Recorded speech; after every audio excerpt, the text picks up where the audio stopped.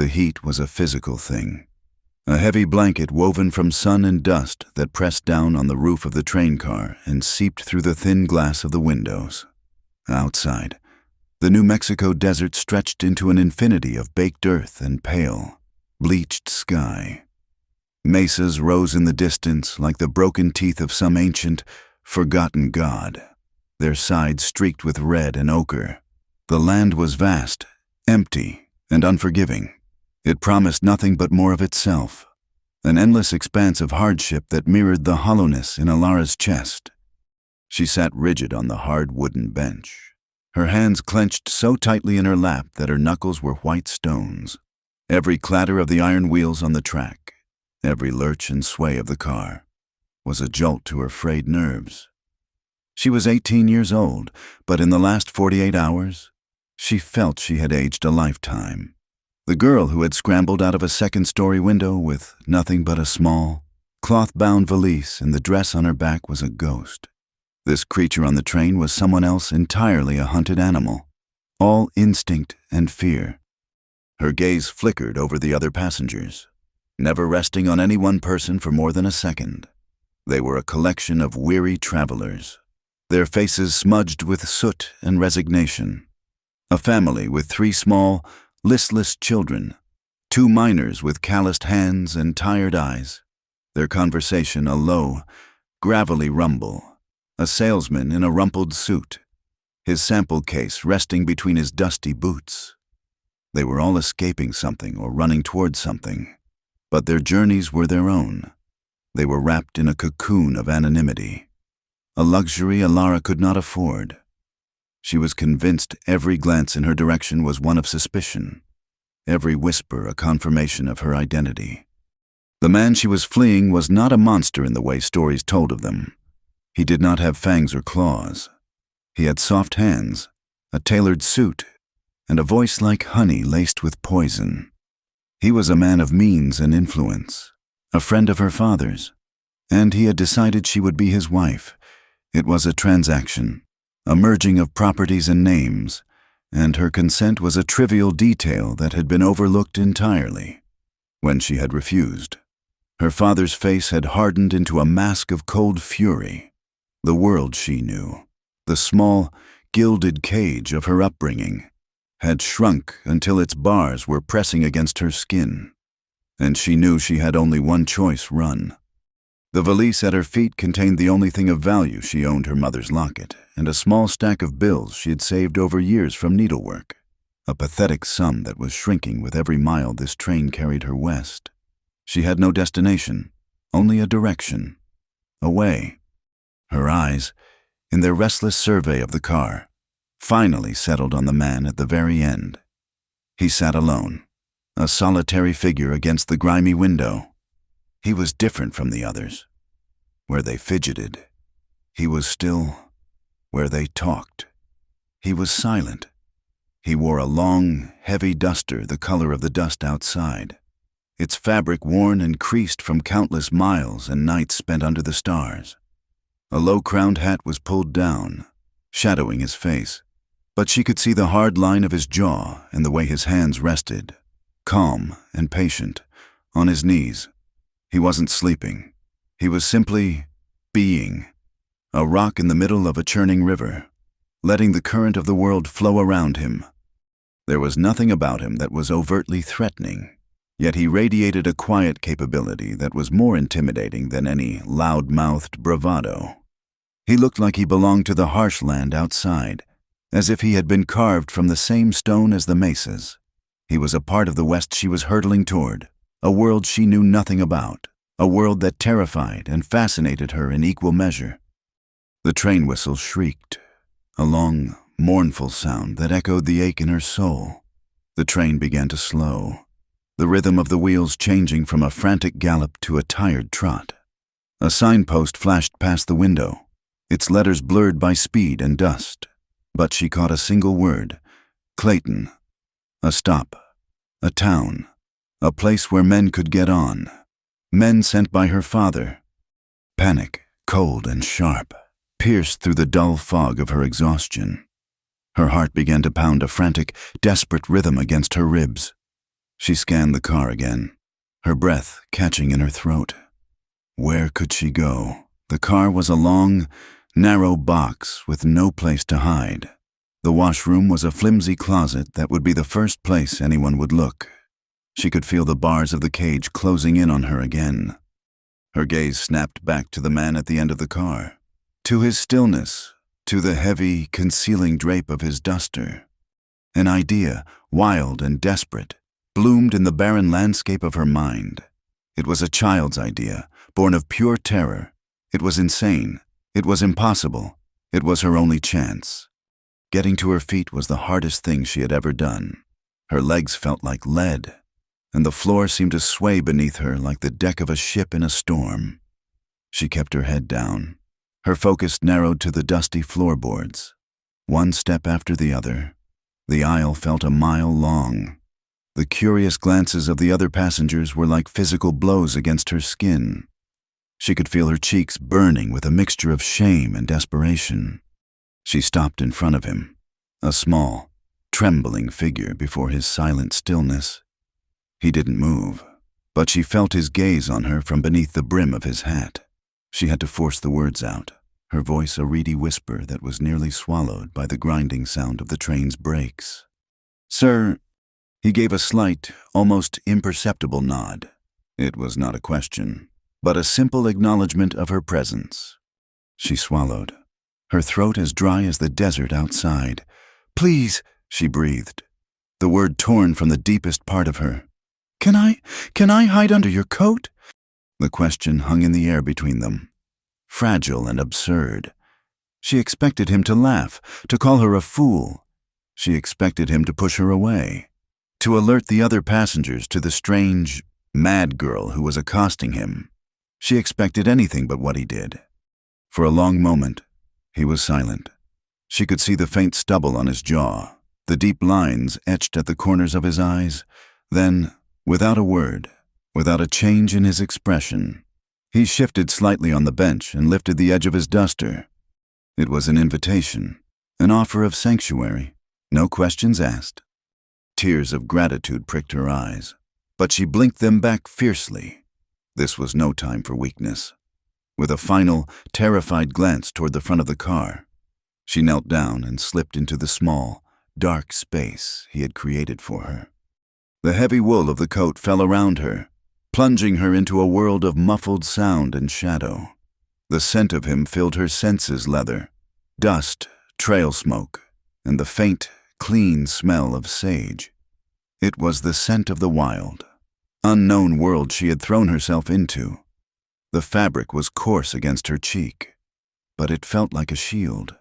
She curled herself into the smallest possible ball, her knees drawn up to her chest, her valise clutched like a prayer.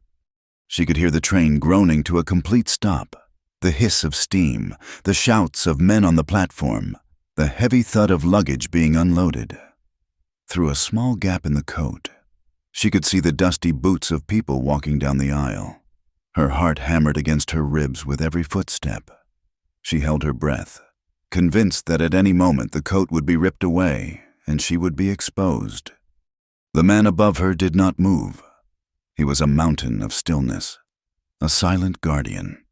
She could feel the steady, slow rhythm of his breathing, a calm and constant presence in her chaotic world. He was a stranger, a man whose face she had barely seen. Yet, in that moment, she trusted him with her life.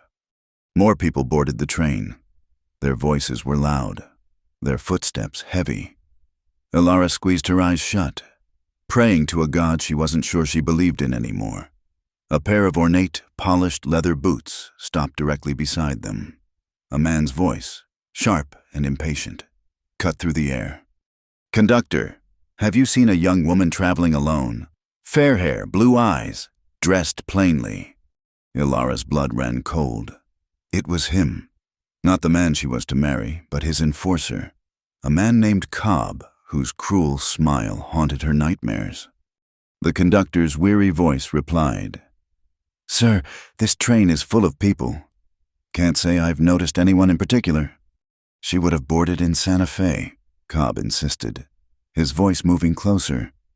"She's a runaway. There's a substantial reward." Ilara could feel the man above her shift ever so slightly, a minute adjustment of his weight.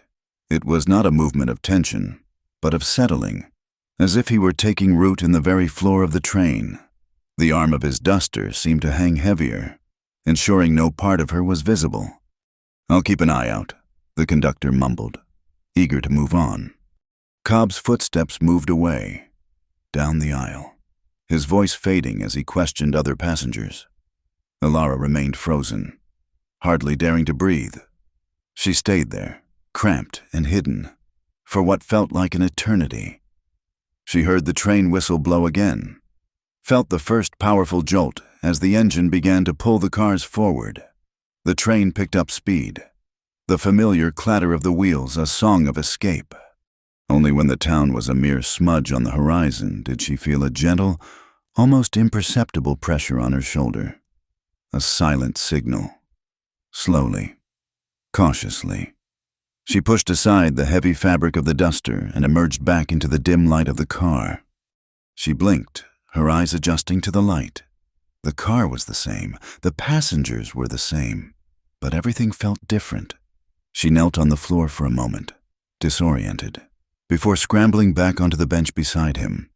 She did not sit close, leaving a respectable distance between them, a gulf of silence and unspoken questions.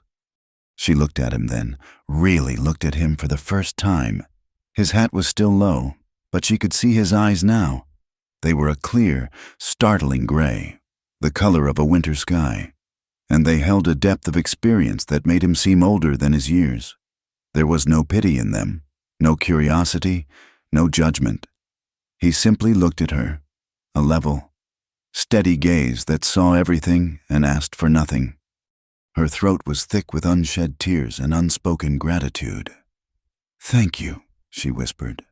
The words felt small and inadequate, a pebble dropped into the vast canyon of what he had just done for her. He gave that same small nod again. He did not say, "You're welcome." He did not say anything at all. He simply turned his gaze back to the window, to the endless sun-scorched landscape that was rushing by. The moment was over. The immediate danger had passed, but something had been forged in that small, dark space beneath his coat, a silent pact, an unlikely alliance. A man of quiet strength had offered shelter to a desperate girl, and in doing so, had bound their paths together. The train sped on, carrying them deeper into the heart of the wild, unknown west. And as the sun began to dip toward the horizon, painting the sky in fiery strokes of orange and purple, Ilara knew that her journey had truly just begun. She was no longer running just from something. She was now, inexplicably, running with someone. The fragile peace forged in the fading light was as thin as a pane of glass. As darkness consumed the desert outside, the interior of the train car became a flickering, self-contained world, lit by the unsteady glow of oil lamps that cast long, dancing shadows. The rhythmic clatter of the wheels was a constant, hypnotic drumbeat, a lullaby of motion that had caused most of the other passengers to slump in their seats, their heads lolling with the sway of the train. The miners were asleep, their snores a low counterpoint to the train's rhythm. The family was a huddled mass of sleeping forms. Ilara, however, could not sleep. Every nerve in her body was a tightly wound string, vibrating with a high, thin note of anxiety. She sat beside the silent cowboy. Silas, acutely aware of the space between them. It was a space filled with the unspoken weight of her plea and his silent, astonishing acceptance. She had tried to piece together a rational explanation for his actions. Perhaps he was a man who simply hated being told what to do. Perhaps he had a sister or a daughter and saw some reflection of them in her desperate face. Or perhaps, in the harsh moral landscape of the West, the act of protecting someone from a clear and present danger was a reflex, an instinct as natural as drawing a breath. Whatever his reasons, they were locked away behind the unreadable stillness of his face. She watched him from the corner of her eye. He hadn't moved a muscle in what felt like hours. He just stared out the window into the impenetrable blackness, though what he could possibly see. She couldn't imagine. Maybe he was reading the land in the dark, feeling its contours and its emptiness through the vibrations of the train. He seemed less a passenger on the train than a part of the wilderness it was temporarily passing through. The air in the car grew stale, thick with the smell of unwashed bodies, coal smoke and cheap whiskey from a flask one of the miners had been nursing. The oppressive heat of the day had not entirely dissipated, leaving a close, humid warmth that made it hard to breathe. Alara felt a bead of sweat trickle down her temple. She wanted to stand, to stretch, to walk to the end of the car for a dipper of water from the communal barrel. But she was frozen in place, unwilling to draw any attention to herself. To be still was to be invisible. It was the sound that alerted her first. Not a loud sound, but a change in the ambient noise of the car. The heavy, deliberate tread of boots, different from the shuffling steps of the conductor. These footsteps had a purpose, a predatory weight to them. They were coming from the front of the car, moving slowly, methodically, down the aisle. Alara's head snapped up. Her heart, which had been beating a nervous but steady rhythm, gave a violent lurch and began to pound against her ribs like a trapped bird. Through the gaps between the slumped shoulders of sleeping passengers, she saw them. 2 men. The first was Cobb. His polished boots and tailored city coat an obscene intrusion in this dusty, weary place. The second man was a stranger, broader and taller than Cobb, with a brutish face and a pistol holstered high on his hip. They were not questioning anyone this time. They were simply looking, their eyes sweeping from one side of the car to the other, their gazes lingering on every sleeping form, every shadowed corner. Panic, raw and absolute, seized her. It was a physical thing, a cold hand that clamped around her throat, stealing her breath. They were almost at the row with the sleeping family. Soon they would be upon her. There was nowhere to run, nowhere to hide. The duster trick would not work a second time, not with them looking so closely. This was the end. The cage she had fled was swinging shut. Her entire being screamed, but no sound came out.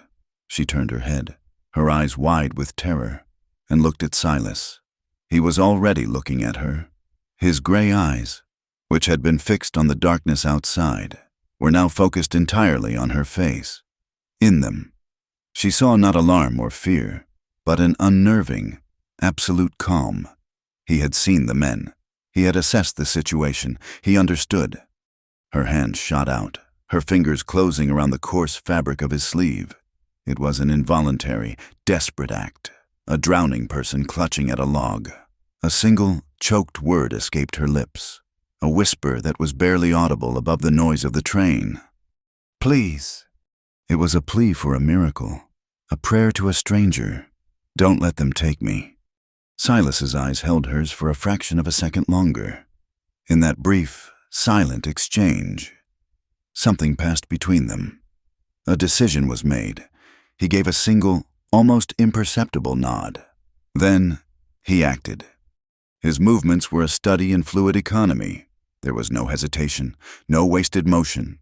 One hand shot out and grabbed her small valise from the floor. His other hand closed around her wrist, his grip firm and unyielding. Not painful, but absolute. He rose from the bench in a single, smooth motion, pulling her with him.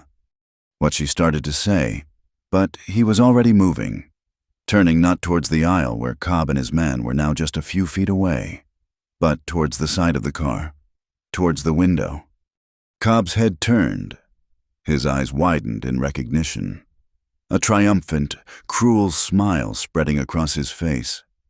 There he roared, pointing, "Stop her." But it was too late. Silas was not heading for the door. He was beside the rattling, grimy window. With a single, powerful motion, he slammed his elbow against the glass. It shattered with a sharp crack, the sound swallowed by the roar of the train. Wind and dust and the deafening noise of the rushing world flooded the car. A sudden, violent intrusion that made the sleeping passengers jolt awake with startled cries. Silas didn't pause. He tossed her valise through the broken window into the blackness. Before Elara could even process what was happening, he was pushing her towards the opening. For a terrifying second, she resisted, her mind recoiling from the madness of it. Jump! Jump! From a moving train into the dark. Into nothing. "Trust me," he said. His voice was low and rough, the first words she had ever heard him speak. They were not a plea, but a command, a statement of fact. Behind them, Cobb was lunging, his face a mask of fury. The other man was reaching for his pistol. There was no time to think, only to react. Elara looked from the snarling face of her pursuer to the calm, steady eyes of the stranger. And in that instant, she made her choice. She closed her eyes and let him push her forward. The world dissolved into a chaotic roar of wind and motion. For a heart-stopping moment, she was airborne, suspended between the flickering light of the train and the absolute blackness of the desert night. The train was a monster of iron and steam, thundering away from her. Silas was right behind her, his hand still clamped on her arm, a solid anchor in the maelstrom. Then they hit the ground. The impact was brutal. It was not the soft sand of her imagination, but a hard, unforgiving mix of gravel and packed earth. The breath was driven from her lungs in a painful whoosh. They rolled, a tangle of limbs and coarse duster fabric, the momentum of the train sending them tumbling down a short, steep embankment. Rocks and sharp-edged stones tore at her dress and scraped her skin. The world was a dizzying, painful blur. They came to a stop at the bottom of the embankment in a dusty heap. For a moment, there was only the ringing in her ears and the searing pain in her shoulder where she had landed. The train was already receding, its red taillights shrinking in the distance, its thunderous noise fading to a distant rumble. Shouts, faint and tinny, carried on the wind. Silas was on his feet before she had even managed to draw a full breath. He pulled her up, his grip steadying her as she swayed, her head spinning. "Can you run?" he asked, his voice urgent. She nodded dumbly, though her legs felt like they were made of jelly. A gunshot cracked in the distance, the sound sharp and clean in the sudden silence of the desert. The bullet went wide, whistling harmlessly into the darkness, but it was a clear statement of intent. They would not give up easily. Silas didn't need any more encouragement. He began to run, pulling her along with him. Their direction was perpendicular to the tracks, away from the light and noise, deeper into the suffocating darkness. The ground was uneven, littered with rocks and thorny scrub brush that tore at her ankles. She stumbled, her city shoes useless in this terrain. But Silas's grip never wavered. He half dragged, half carried her forward, his long strides eating up the ground. She could hear the train grinding to a halt behind them, the horrible screech of metal on metal echoing across the plains. They would be coming for them. Cobb would not be denied his prize. Fear, cold and sharp, gave her a fresh surge of adrenaline. She found her footing, her legs beginning to work, and she ran, her breath coming in ragged, painful sobs. The desert at night was a different world. The vast, empty landscape she had seen from the window was now a place of menacing shapes and deep shadows. The moon was only a sliver, providing just enough light to make the darkness seem more profound. Every bush looked like a lurking man, every rock a crouching animal. The silence was immense, broken only by the sound of their own frantic footsteps, their ragged breathing, and the frantic pounding of her heart. Silas seemed to navigate the darkness by instinct. He veered to the right, pulling them into a shallow, dry wash, the sandy bottom softer on their feet. It provided some cover, hiding them from direct view of the tracks. He paused for a moment, his head cocked, listening. Elara leaned against the sandy bank, her lungs on fire, her whole body a symphony of aches and scrapes. In the distance, she could see the bobbing lights of lanterns. They had disembarked from the train. They were starting the search. Silas reached into a pocket of his duster and pulled out a small, heavy leather pouch. Without a word, He turned and hurled it back in the direction they had come, but angled away from the wash. It landed with a soft thud, and a moment later, a thick cloud of fine, pale dust billowed up, catching the faint moonlight. It was a simple trick, but in the dark, it might be enough to look like the tracks of two people scrambling away in a different direction. A diversion. He grabbed her wrist again. "Come on, not far now." They ran on, deeper into the arroyo, its winding path leading them further and further into the heart of the wilderness. The lights from the search party grew smaller behind them, their shouts more distant, until finally they were swallowed by the vast, indifferent silence of the desert. They ran until Alara thought her lungs would burst, until her legs were numb and leaden. Finally, Silas slowed to a walk, his breathing still hard but more controlled than her own desperate gasps. He led her out of the wash and up a gentle slope. At the top, he stopped and finally let go of her wrist. She collapsed to her knees, her body shaking with exhaustion and reaction. She had done it. She had escaped, but as she looked around at the vast, dark, and empty landscape, a new kind of fear began to creep in. She had escaped the cage, but she had jumped into an entirely different kind of trap. She was lost, alone, and utterly at the mercy of the silent, capable stranger who now stood looking down at her, his face an unreadable mask in the faint starlight. The chase was over, but the real test of survival had just begun. The walk was a journey through purgatory. The adrenaline that had fueled their flight from the train bled away, leaving behind a deep, aching exhaustion that settled into Alara's very bones. Silas set a punishing pace, not running now, but moving with a long, ground-covering stride that spoke of infinite stamina. He moved through the darkness with an uncanny certainty, his boots making little sound on the hard-packed earth. For Alara, every step was an agony. Her thin shoes were shredded, her feet bruised and blistered. The hem of her dress was torn, and a dozen small cuts and scrapes on her arms and legs stung with every movement. The desert was not silent. A low wind whispered through the scrub, carrying the chill of the high plains, the cry of a distant coyote, a lonely, mournful sound, echoed in the vast emptiness. Alara stumbled more than once, her vision blurring with fatigue, but each time, Silas's hand was there, a firm grip on her arm, hauling her back to her feet without breaking stride.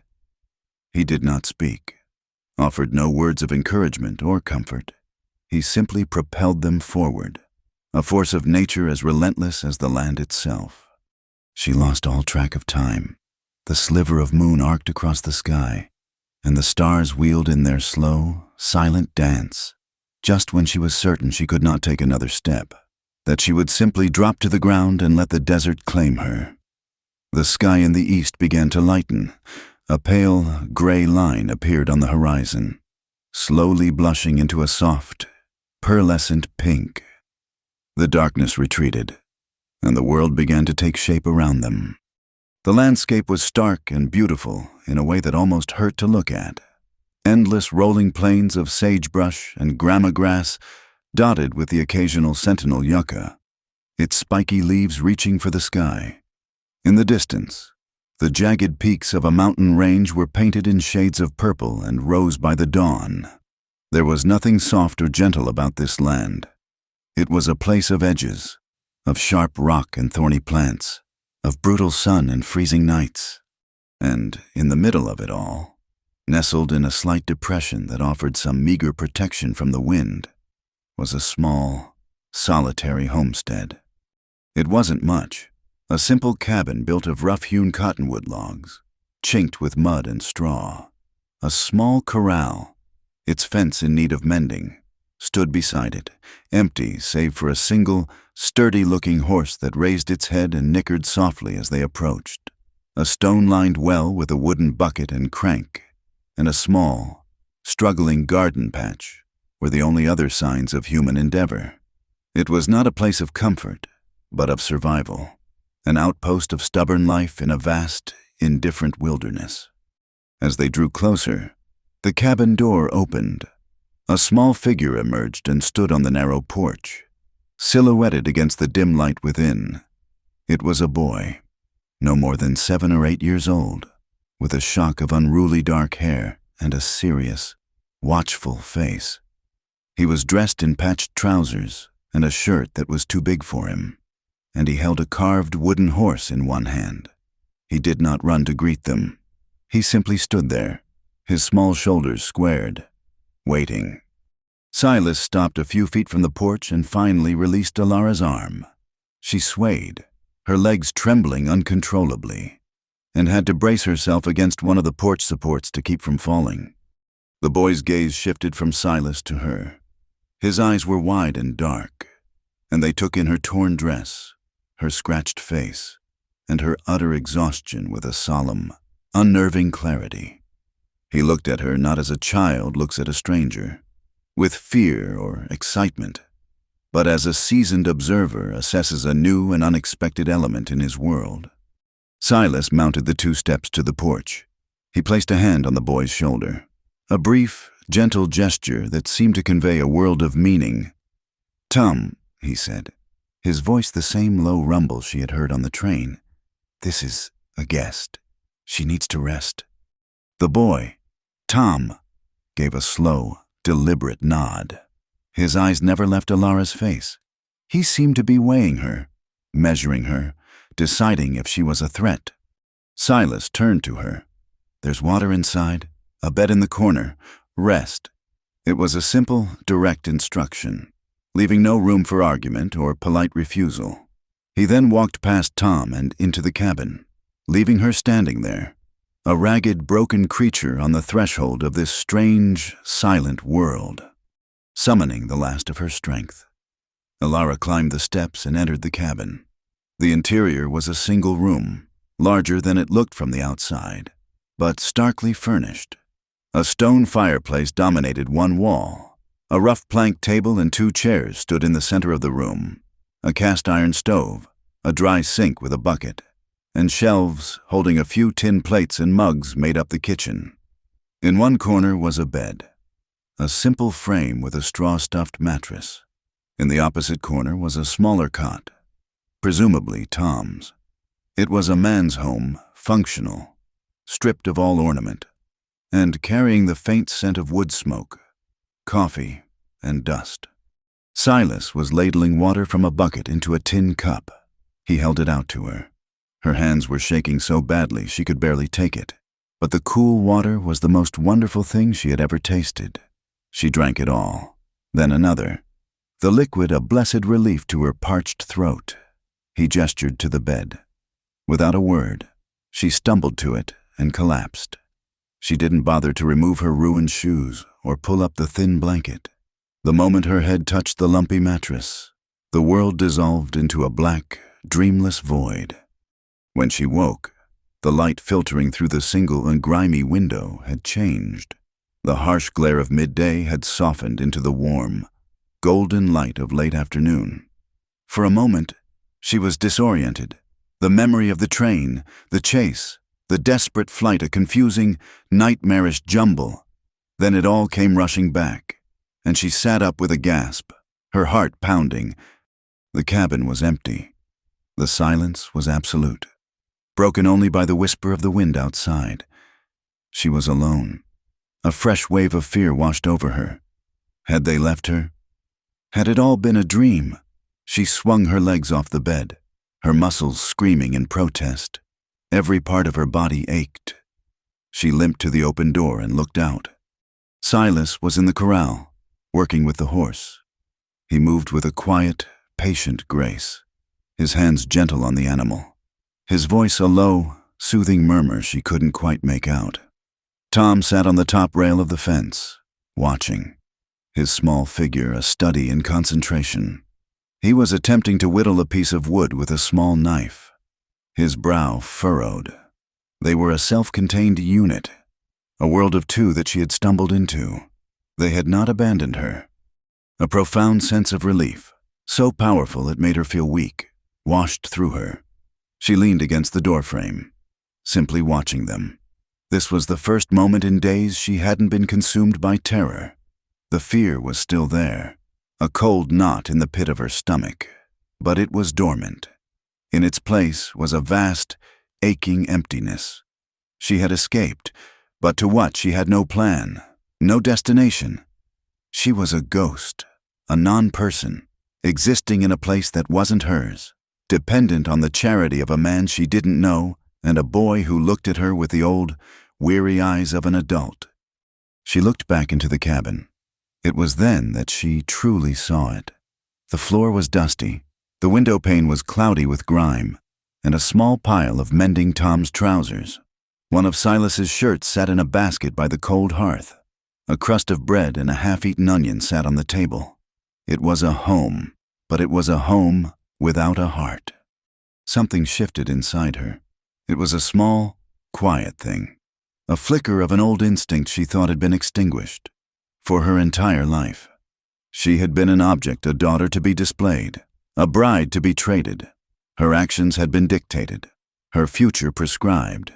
But here, in this dusty, forgotten corner of the world, there were no expectations. No one was telling her what to do.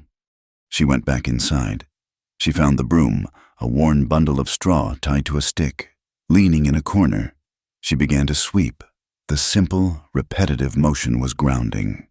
With each stroke, she cleared away not just the dust from the floorboards, but a small layer of the helplessness that had encrusted her soul.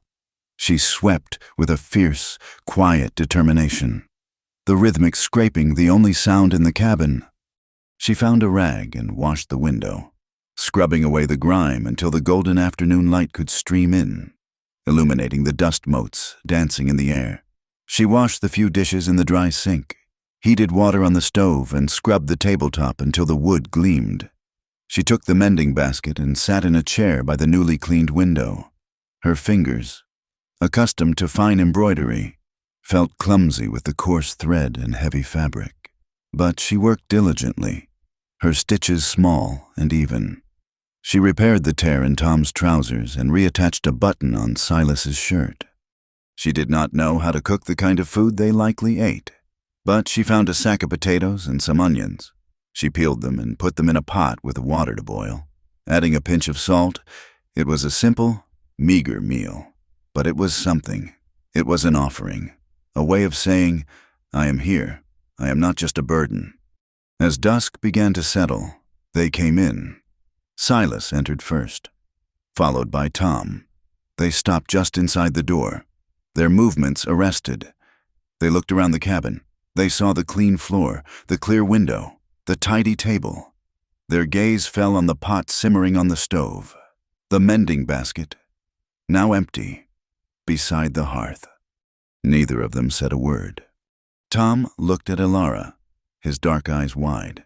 He glanced at the trousers she had mended, which she had folded and placed on his cot. He then looked back at her, and for the first time, the guarded, watchful expression on his face softened into something akin to wonder. Silas's face was, as always, unreadable. He walked to the stove and lifted the lid of the pot, the steam rising to meet him. He looked at the simple meal she had prepared. He then looked at her, his gray eyes holding hers for a long moment. He gave a single, slow nod. It was not thanks, it was not praise, it was something more fundamental. It was acceptance. He ladled the boiled potatoes into 3 tin bowls. He sat at the table and began to eat. Tom, after a moment's hesitation, scrambled into the other chair and did the same. Elara served herself and sat with them. They ate in complete silence. The only sounds, the scrape of spoons against tin. But it was not an awkward silence. It was a comfortable one. The silence of people who have worked hard and are now sharing the simple reward of a warm meal. In that moment, sitting at that rough table in the middle of the vast New Mexico wilderness, Elara felt something she hadn't felt in a very long time. She was no longer a hunted animal, no longer a damsel in distress. She was a person again. She had a purpose, however small. She had contributed. She had taken a space that was not hers and had cared for it. No one had asked her about her past. No one had questioned her right to be there, her presence, born of desperation and violence, had been quietly, wordlessly, woven into the fabric of this silent, lonely place. And for the first time since she had climbed out of her bedroom window, she felt a fragile, tentative sense of peace. She was safe. The days settled into a rhythm, as quiet and steady as the sun's long journey across the immense, cloudless sky. The terror of the chase began to recede, its sharp edges worn smooth by the relentless cadence of daily chores. Ilara's life, which had been a chaotic maelstrom of fear, found a new, simpler shape, defined by the rising of the sun and the needs of their small, isolated world. She learned the contours of this life through her hands. She learned the stiff, stubborn texture of the soil in the garden patch as she weeded around the struggling squash plants and beans. She learned the heft of the water bucket, the satisfying ache in her shoulders after hauling it from the well. She learned the feel of coarse thread pulling through heavy denim as she mended another tear in Tom's trousers. These were not the tasks she had been raised for. Her hands, once soft and pale, grew calloused and tanned. She had been taught that a lady's worth was in her refinement, her ability to be an ornament. Here, her worth was measured in the clean floor, the mended clothes, the simple meals she prepared. And in this she found a strange and profound sense of liberation.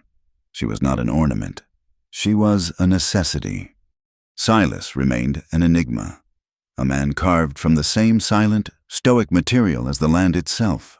He spoke little, his words reserved for necessity, a comment on the weather, an instruction for Tom, a rare question about whether the flour sack was getting low. He would leave at dawn, his movements as quiet as a shadow, and work until dusk, his days spent mending the far fences, checking his traps, or simply riding the perimeter of his property, his solitary figure a tiny speck against the vast landscape. He was a man who seemed to have a deep and abiding conversation with the wilderness, leaving him with little need for human chatter. Tom was the bridge between their two silent worlds. He had slowly, cautiously, accepted her presence. The initial suspicion in his dark, serious eyes had been replaced by a quiet curiosity. He would sometimes sit at the table while she worked, watching her fingers as she stitched or kneaded dough. He would leave her small treasures on the porch railing, a smooth, gray stone, a hawk's feather, the bleached skull of a tiny rodent. They were his words, his attempts to share his world with her. She would thank him with a small smile, and he would give a solemn nod, a perfect miniature of Silas's own gesture, before running off again. One afternoon, seeking refuge from the oppressive heat inside the cabin, Ilara wandered a little way into the arroyo where Silas had first led them. The sun had baked the sandy walls to the color of bone, but in a shaded spot, where a trickle of moisture must have seeped from deep within the earth. She saw a defiant splash of color. It was a single wildflower, an Indian paintbrush, its fiery scarlet bracts a startling, vibrant declaration of life against the muted tones of the desert. It was so exquisitely beautiful, so tenacious and alone, that it made her heart ache. It was a small miracle, a secret the harsh land had kept hidden. Without thinking, she carefully plucked it, its stem delicate in her fingers. She carried it back to the homestead, cupping it in her hand to protect it from the wind. Silas was by the corral, replacing a rotten rail. He worked with a focused intensity, the muscles in his back and shoulders moving with powerful grace under his worn shirt. He didn't notice her approach until she was standing just a few feet away. She held out the flower. He stopped his work, the hammer held loosely in his hand. He looked at the flower, then at her face. His expression was unreadable. She felt a sudden, hot flush of self-consciousness. It was a foolish, childish gesture. A man like him, a man of grit and survival. What would he care for a simple flower he dealt in the hard currency of work and weather, not in such frivolous things? She almost pulled her hand back, but he reached out and took it from her. His fingers, calloused and rough, were surprisingly gentle as they brushed against hers. He held the flower for a moment, turning it over, observing its vibrant color as if it were a rare jewel. He didn't smile. He didn't speak. He simply looked at it, then met her eyes with his clear, gray gaze. He gave a single, slow nod. Then he turned back to his work, carefully setting the flower down on a flat fence post, out of harm's way, before picking up his hammer again. Ilara retreated to the cabin, a strange mixture of disappointment and something else she couldn't name fluttering in her chest. The interaction had been nothing and everything all at once. She had offered a small piece of beauty, and he had accepted it. That was all. And yet, it felt like a conversation, their most significant one to date. The next morning, the flower was gone from the fence post. She felt a small pang of sadness, assuming the wind had taken it during the night. She put it out of her mind, busying herself with making coffee and biscuits for the morning meal. Silas was at the table, cleaning his rifle, the various metal parts laid out on an oilcloth. Beside him was a small, leather-bound notebook, its cover worn smooth with age and use. It was where he kept his accounts, she presumed, the tallies of his life. As he reached for a cleaning patch, his elbow nudged the notebook. It fell open. Ilara, pouring coffee, glanced over, and her breath caught in her throat. There, pressed carefully between two pages filled with his neat, spare handwriting, was the Indian paintbrush. It was perfectly preserved, a smear of impossible scarlet against the cream-colored paper. He had saved it. He had taken her small, fleeting gift and made it a permanent part of his world, placing it within the private ledger of his life. Her hand trembled as she set his coffee cup on the table. He looked up, his gaze following hers to the open book.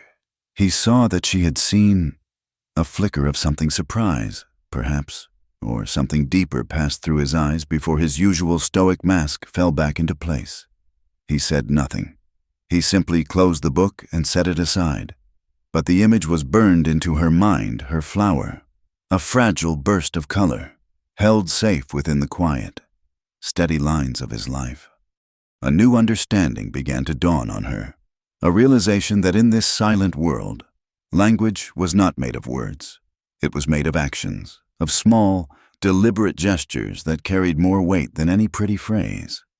The next day, she spent hours in the garden under the relentless afternoon sun, trying to coax life from the parched soil.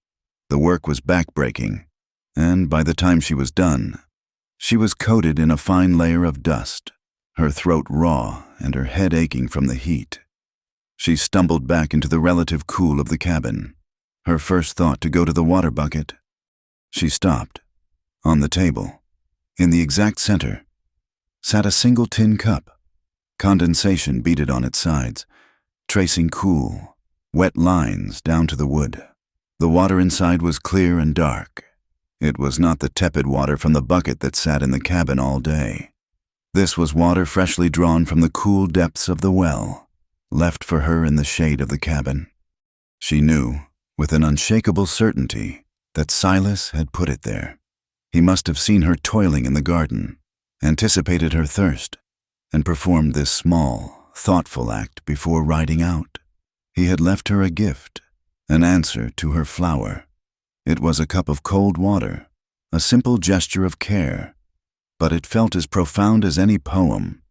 She drank it slowly, and it was more than just water quenching her thirst. It was a silent acknowledgement, a wordless expression of concern that soothed a deeper ache within her. From that day on, the invisible thread between them, which had been spun from desperation and circumstance, began to be woven with finer, stronger filaments of mutual care. The language of silence grew richer, more nuanced. She would wake in the morning to find a stack of kindling beside the stove, logs he had split to a size that was easier for her to handle. When she took to mending his heavy duster, a garment so worn it seemed a part of him, she found a small, sharp new needle and a spool of strong thread left on the mending basket, a silent provision for her task. In return, she began to find ways to soften the harsh edges of his world.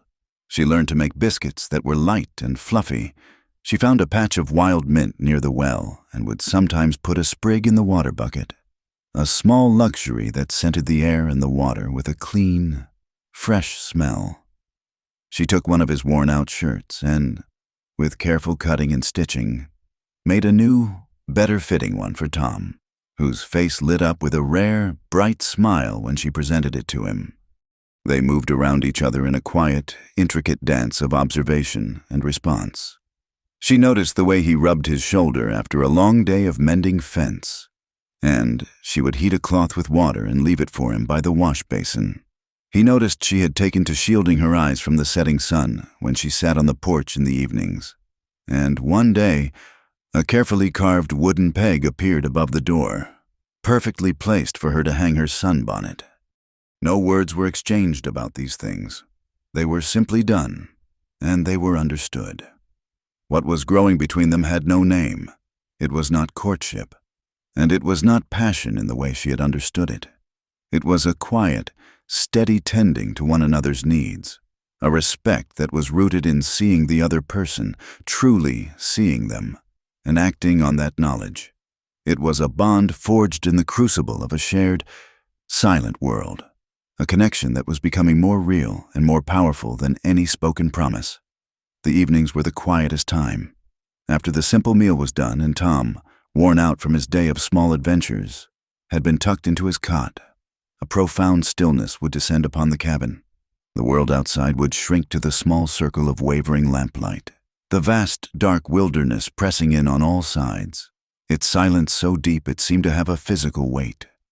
The only sounds were the crackle and hiss of the fire in the hearth and the chirping of crickets, a lonely, rhythmic chorus. It was in these quiet hours that the ghosts of Alara's past life would whisper to her.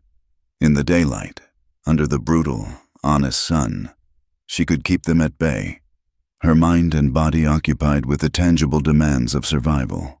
But in the soft, forgiving darkness, the memories would return.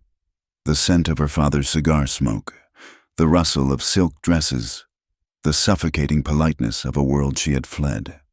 Tonight, the ghosts were particularly restless. A storm was brewing in the distant mountains, and though it was too far away for them to hear the thunder, the air was heavy and charged, making the small cabin feel even more confining. They were cleaning up after the meal, a ritual that had become a comforting, unspoken partnership. Alara stood at the dry sink, washing the tin plates in a basin of warm, soapy water, while Silas stood beside her, a dry cloth in his hand, taking each plate as she finished and wiping it dry. They moved in easy, practiced synchrony, their shoulders occasionally brushing in the narrow space. It was the closest they ever were, this small domestic orbit of shared work. She washed a plate, scrubbing at a stubborn spot, her mind 1,000 miles away. She was thinking of her father. Not the cold, hard man he had become, but the father of her childhood, the one who had set her on his knee and told her stories of his own father, a man who had built a shipping empire from nothing. He had spoken of legacy, of strength, of family honor. She had worshipped him then, had believed his words were gospel. She hadn't understood that to him.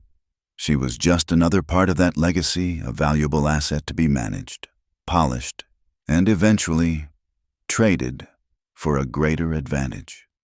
A small, involuntary sound, a choked sigh, escaped her lips. Silas paused, a half-dried plate in his hands. He didn't look at her, but she felt his stillness, the sudden, focused attention in the space beside her. He was waiting. The silence stretched, thick and expectant. The air in the cabin seemed to crackle with more than just the distant storm. It was the pressure of her unspoken story, a weight she had carried alone for so long, across so many miles. She had never told anyone. To whom could she tell it in her old world? They would have called her hysterical, ungrateful. In this new world, she was a stranger with no past, but here, now, in the quiet companionship of this silent man, the dam of her own silence began to crumble. "My father," she began, her voice low and unsteady, barely more than a whisper. He was not always a cruel man. I think, once, he loved me. She handed him a wet plate, her hand trembling slightly. He took it, his movements slow and deliberate, and began to wipe it dry. He did not speak, did not prompt her. He simply listened. He loved what I represented, she continued, the words starting to flow now. A slow, painful release. A daughter. A good name. He would buy me gifts, dresses made of the finest fabrics, books bound in leather. He wanted me to be perfect, a perfect lady. But I was not a person to him. I was a reflection of his own success. She washed another plate, her gaze fixed on the murky water in the basin. When my mother died, something in him hardened, his ambition. It consumed everything else. He began to see the world as a series of transactions, alliances, mergers, acquisitions. Everything and everyone had a price. There was a man, Mr. Alistair Finch. He was older, wealthy, with connections my father coveted. He was a soft man. His hands were always clean. He never raised his voice. But when he looked at me, I felt like a horse he was inspecting before a purchase. He would smile, and his eyes would tally my worth. Silas placed a dry plate on the stack with a soft click. He took the next one from her. His presence beside her was a solid, grounding thing, a rock in the turbulent waters of her memory. My father announced the engagement at a dinner party. He raised a glass, spoke of uniting two great families. Everyone applauded. No one had thought to ask me. My opinion was irrelevant. I was part of the transaction. When I tried to refuse, later, in his study, he did not yell. That would have been easier. He was calm. He explained to me that it was my duty. He said my feelings were a childish indulgence he could no longer afford. He said he was disappointed in my selfishness. A tear traced a hot path down her cheek, and she quickly wiped it away with the back of her wet hand. That was what broke me. Not his anger, but his disappointment. The knowledge that the man who was supposed to protect me was the one putting the price tag on my soul. I looked at him, and I didn't see my father anymore. I saw a stranger. The story of her escape came tumbling out the frantic, sleepless night. The careful planning, the terror of slipping out into the darkness, the fear that every creaking floorboard would betray her. She spoke of the train, the feeling of being hunted, the faces in the crowd that all looked like accusers. Throughout it all, Silas remained silent. He just stood beside her, his hands methodically drying the plates she washed. His silence was not empty. It was vast and deep, a vessel into which she could pour the whole, ugly, painful truth of her story. He did not interrupt with questions. He did not offer platitudes or easy comforts. He did not tell her she was brave or that everything would be all right. He simply stood with her in the heart of her pain and bore witness. She told him everything, right up to the moment she had stood before him on the train, a desperate, terrified girl, and asked to hide beneath his coat. When she finished, the only sound was the crackling of the fire and her own ragged breathing. The basin was empty. The last plate was washed. She stood with her hands braced on the edge of the sink, her head bowed, feeling utterly exposed, utterly raw. She waited for his judgment, for his pity, for him to turn away. Instead, he took the damp cloth from her nerveless fingers and set it aside. He then picked up the basin of dirty water, walked to the cabin door, and threw the water out into the thirsty night. He came back, wiped the inside of the sink with a dry rag, and then returned to his place beside her. He began to put the dry, stacked plates away on the shelf, his movements as unhurried and deliberate as always. He hadn't said a single word, and in that profound, unshakable silence, Alara felt something shift deep inside her. For the first time, she had told her story and had not felt like a victim. In the telling, she had not been seeking absolution or pity. She had simply been stating the facts of her life. Silas's silence had not diminished her story or dismissed her pain. It had honored it. He had not treated her like a fragile, broken thing that needed to be fixed with comforting words. He had treated her like an equal, a person whose story was her own, a truth that needed no commentary. By not speaking, he had given her a gift more precious than any words of sympathy. He had given her dignity. He had listened, and he had believed. She watched him place the last plate on the shelf. He turned, and, for a long moment, their eyes met across the small, lamp-lit room. His gaze was steady, his gray eyes holding a deep, quiet understanding. There was no pity in them. There was only acceptance. She felt the last of the tension drain from her shoulders. The ghosts of her past were not gone. The fear and the hurt were still there, but they no longer had the same power over her. They had been brought out into the light, or rather, into the quiet, steady darkness of this cabin, and had been seen by another. The burden was still hers, but she was no longer carrying it entirely alone. He gave a slight, almost imperceptible nod. The same gesture he had used on the train. The same gesture he had used when she had given him the flower. It was his language. A complete sentence in a single motion. "I have heard you." He then turned and banked the fire for the night, his movements economical and sure. The evening's work was done. A chapter had been closed. A new, unspoken understanding now existed between them. A foundation of shared knowledge laid in the quiet spaces between words.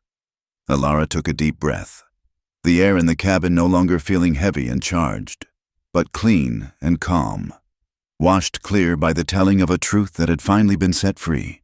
The confession, whispered into the quiet darkness of the cabin, had changed the very nature of the silence between them. Before, their silence had been a thing of circumstance, a shared space of unspoken questions and wary observation. Now, it was a space of shared knowledge. The quiet that enveloped them was no longer an absence of words, but a presence, a comfortable, protective blanket woven from the threads of her revealed truth and his steadfast, unwavering acceptance. The homestead itself seemed to exhale, settling into a new kind of existence. It was no longer just a temporary shelter, a hiding place from a relentless pursuit. It was becoming a home, slowly, deliberately, with every small act of care they poured into it. The land was stubborn and the cabin was stark, but they were no longer just surviving upon it. They were beginning to live. The revival of the small, forgotten ranch became a mirror for the mending of their own fractured lives. It was a language they both understood, a tangible way to build something new from the wreckage of the past. Silas, a man who seemed to have been born with the knowledge of how to hold things together, turned his attention to the perimeter. He began the Sisyphean task of mending the fences. It was hard, grueling work under a sun that gave no quarter. Alara would watch him from the shade of the porch, the rhythmic thud of his post-hole digger a steady heartbeat for the long, hot afternoons. He moved with a relentless, patient energy, his body a study in lean strength and efficiency. He was not just putting up a physical barrier. He was re-establishing the boundaries of their world, drawing a line in the dust and declaring everything within it safe. He was making a sanctuary. One day, he spent the entire morning working on the small gate to the garden patch. Its hinges had long since rusted, and it hung at a drunken angle. Secured by a loop of frayed rope, he painstakingly dismantled it, scraped away the rust, oiled the hinges with tallow, and rehung it so it swung shut with a satisfying, solid click. It was a small thing, a task that could have been left for another year, but Alara understood. The garden was her domain, and he had secured its entrance. It was a silent act of respect for the small patch of life she was nurturing. Her own contributions were a gentle counterpoint to his hard, structural work. She was turning the raw shelter into a place of comfort. Her needle became her primary tool. She took the flour sacks, washed them until they were soft and pale, and stitched them together to make curtains for the window. A small measure of privacy that softened the harsh afternoon light. She found a patch of wild gourds, hollowed them out, and set them on the mantel. A simple, rustic decoration that for the first time made the cabin feel like a place someone cared about. Her relationship with Tom deepened in the quiet hours of the day.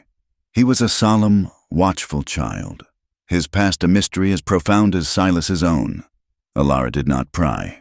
Instead, she offered him the simple, steady presence of a gentle hand. She discovered an old, tattered primer in Silas's meager collection of books and began to teach Tom his letters, using a charred stick to draw them in the dirt outside the cabin door. He was a quick learner, his dark eyes wide with concentration as he copied the strange, magical shapes. Sometimes, in the evenings, she would tell him stories, not the fairy tales of her youth, with their princes and castles, but simpler tales she spun from the world around them, stories of a brave coyote, a clever jackrabbit, a hawk that could see the whole world from the sky. Silas would often arrive from his work to the sound of her low, soft voice, and he would pause in the doorway, his face in shadow, just listening. He would watch her head bent close to Tom's as they traced a letter in the dust, and a stillness would come over him, a quiet observation that held a world of unspoken emotion. His protective orbit, which had once encompassed only the boy, had expanded. Without a word being spoken, it now included her. They were a unit, a strange, cobbled-together family of three, bound not by blood, but by shared silence and a common need for sanctuary. The intimacy between them grew not in grand declarations, but in the accumulation of 1,000 tiny, thoughtful gestures. The unspoken language they had developed became richer, more fluent. He began to leave a small bucket of the sweetest, clearest water from the well on the porch for her every morning, knowing she used it for the coffee and biscuits. She noticed that the handle of his favorite knife was cracked, and she spent an entire afternoon carefully wrapping it with waxed thread, reinforcing it, making it whole again. He came in that night, picked up the knife, and simply held it for a long moment, feeling the careful, sturdy repair she had made. He met her eyes across the room and gave a slow, deliberate nod. It was a thank you, an acknowledgement, a conversation held in a single look. One evening, a fierce wind kicked up, a harbinger of a coming storm. The loose shutter on the cabin's single window, a sound she had grown accustomed to, began to bang and rattle with a frantic, unnerving rhythm. The next morning, before he rode out, Silas fixed it. He didn't just nail it shut.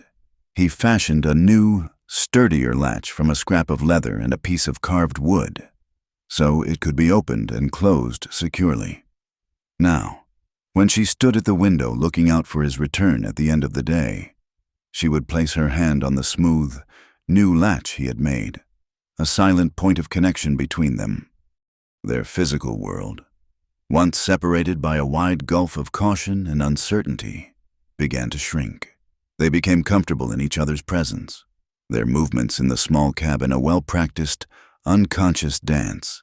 They could work side by side for an hour without speaking, he cleaning a rifle, she kneading dough, the companionable silence a thing of substance and comfort. One afternoon, as she was reaching for the water dipper, her hand brushed against his as he reached for it at the same time. In those first days, such a touch would have made her flinch, a jolt of alarm. Now, they both just paused. Her skin tingled where his rough, calloused fingers had touched her. It was not a romantic, lingering touch, but a simple, accidental contact. Yet, in the stillness that followed, the air grew thick and charged. She looked up at him, and his gray eyes, usually so distant, seemed to hold a new warmth, a depth that made her breath catch. He drew his hand back slowly, allowing her to take the dipper. The moment passed, but it left an echo, a new awareness of the man beside her, not just as a protector, but as a presence that was beginning to feel as necessary as the air she breathed. No one ever said the word love. The word was too soft, too fragile for this hard land. It belonged to the world of poems and drawing rooms she had left behind. What was growing between them was a thing of a different nature. It was quieter, sturdier, its roots digging deep into the rocky soil of mutual respect. It was in the way she mended his clothes, not just as a chore, but as an act of protection against the elements. Her stitches a shield against the wind and the cold. It was in the way he would leave a piece of jerky for her on the table when he knew she had been working hard and had forgotten to eat. It was in the shared glance over Tom's sleeping head, a silent acknowledgement of their joint responsibility, their shared concern for this small, vulnerable life. It was in the way her heart would give a small, quiet leap when she first spotted his solitary figure riding in from the plains at sunset, a dark silhouette against a sky on fire.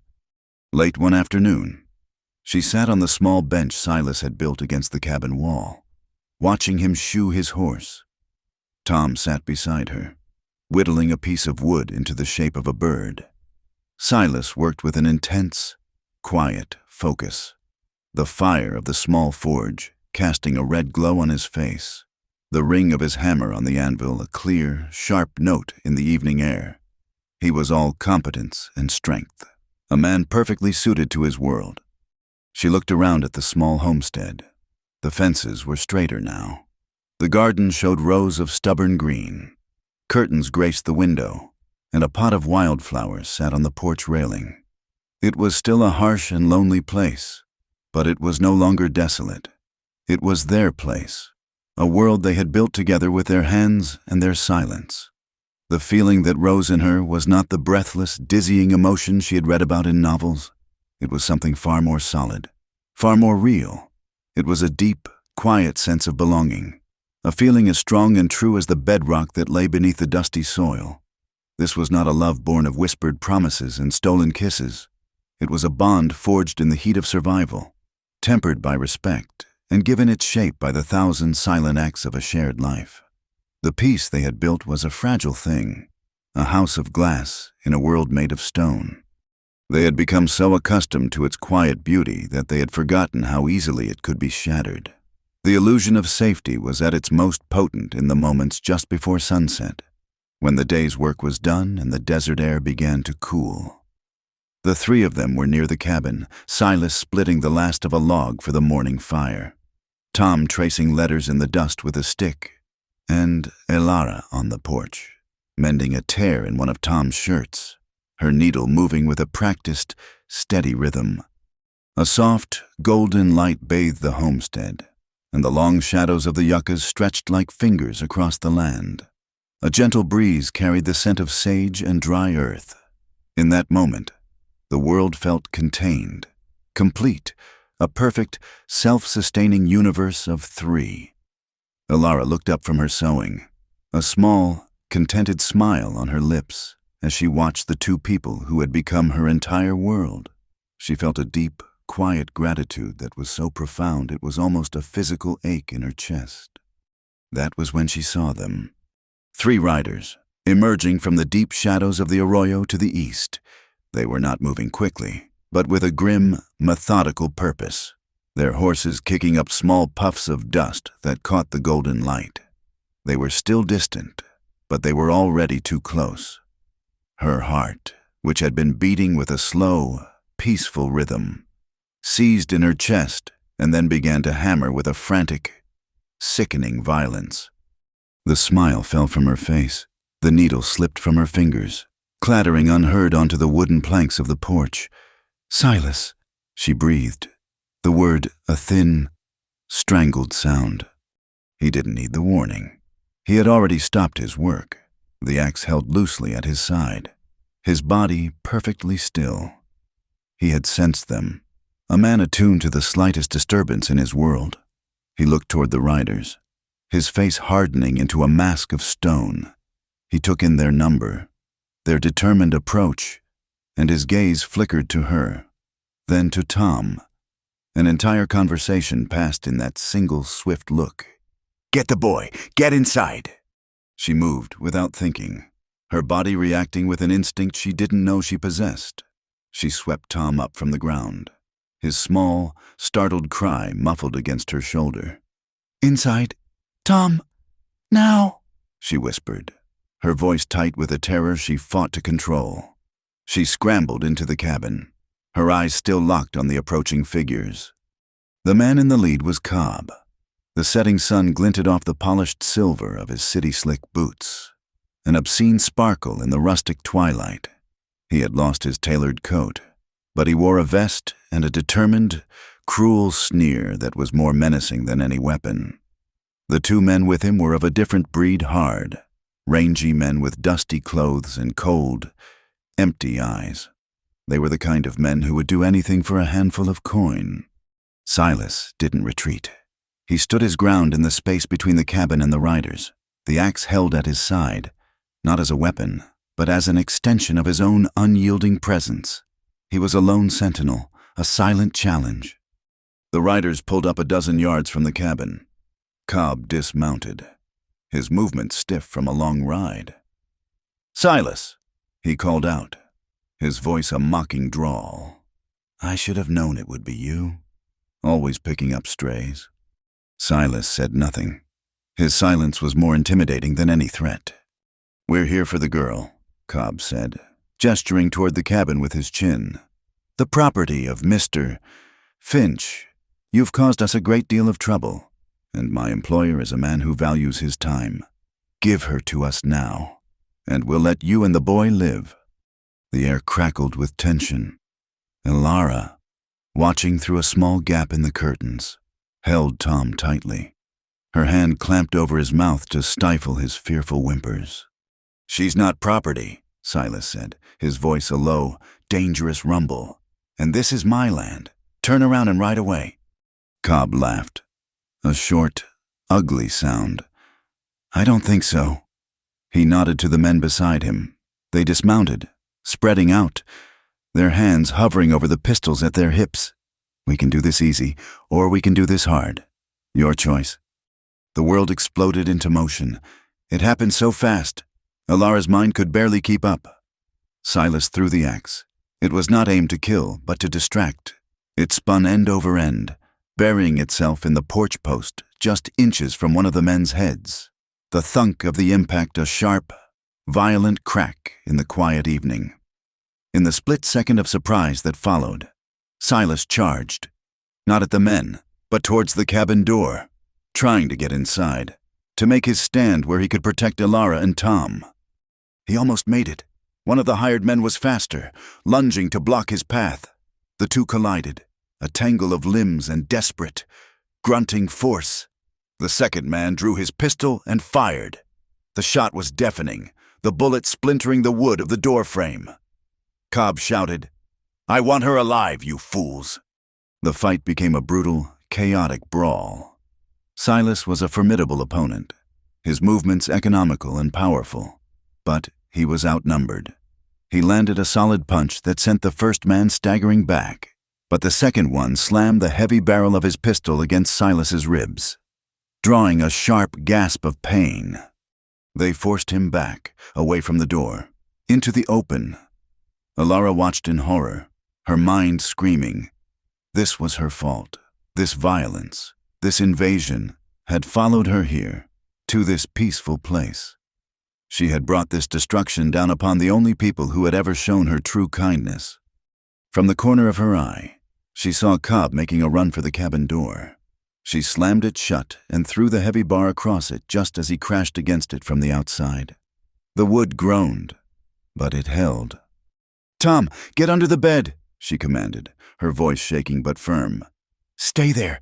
Do not come out." The boy, his eyes wide with terror, scrambled to obey. The fight outside was a blur of desperate motion. She could hear the sickening thud of fists on flesh, the ragged, painful gasps for air. Then she heard Silas cry out, a sharp, guttural sound of pain that cut through her soul. She risked a glance through the window. The two hired men had him pinned against the corral fence. Cobb was running toward them, a length of heavy wood in his hand. They were going to kill him. Something inside Ilara snapped. The fear, the helplessness, the lifetime of being a passive object to be acted upon, it all burned away in a sudden, white-hot flash of pure rage. They would not take him. They would not harm that boy. They would not destroy this home. Her eyes darted around the small cabin, searching for a weapon, the fireplace poker, a cast-iron skillet. And then she saw it, mounted on 2 wooden pegs above the hearth, a place of honor and readiness, was Silas's rifle, a long, heavy Winchester. She had never held a gun in her life. They were things of horror, tools for men of violence. But now, it was the only thing that made sense. She pulled a chair over, climbed onto it, and lifted the rifle from its cradle. The weight of it shocked her, a solid, deadly heaviness. It felt cold, alien, an object of terrifying power. The bar on the door splintered as one of the men outside kicked it. They were coming in. She fumbled with the rifle, her hands clumsy, her mind racing. She had seen Silas load it. She had watched his hands, the sure, practiced movements. She tried to mimic them, her fingers trembling as she worked the lever, sliding a cartridge into the chamber. The metallic click seemed as loud as a gunshot in the terrified silence of the cabin. The door burst open, crashing against the wall. The 2 hired men stumbled in, their face flushed with the fight, their knuckles bloody. One of them saw her, and a slow, cruel grin spread across his face. "Look what we have here. The little canary's got herself a pea shooter." Behind them, through the broken doorway, she could see Silas on the ground. Cobb stood over him, raising the piece of wood for another blow. There was no more time to think. The first man started towards her. The second one lunged for the bed, reaching for Tom. "Get the boy! He'll make her listen!" That was it, the sight of that rough hand reaching for the child. The one small, innocent life in this equation broke the last thread of her hesitation. She raised the rifle. It was heavy, awkward.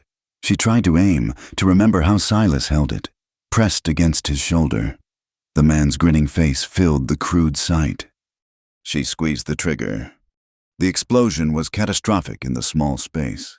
It was a physical blow, a deafening concussive roar that slammed into her, that seemed to shake the very foundations of the cabin. The rifle kicked back against her shoulder with the force of a mule, sending a jarring shock of pain through her body and throwing her off balance. Acrid, black smoke filled her nostrils, stinging her eyes. For a moment, the world was nothing but noise and pain and confusion. Then, through the ringing in her ears and the cloud of smoke, she saw the man. He was no longer grinning. He was on his knees, his hands clutching his leg, his face a mask of shock and agony. A dark stain was spreading rapidly across his trousers. Her shot had not been clean or heroic. It had been clumsy, wild, and low, but it had been effective. The second man, the one who had been reaching for Tom, froze. He stared at his wounded partner, then at her. He saw her face, the tear tracks on her dusty cheeks, the raw, protective fury in her eyes.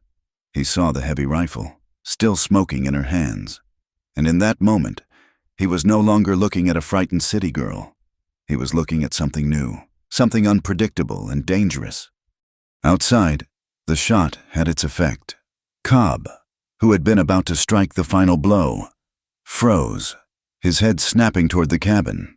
His hesitation was all the opening a man like Silas needed, despite his injuries.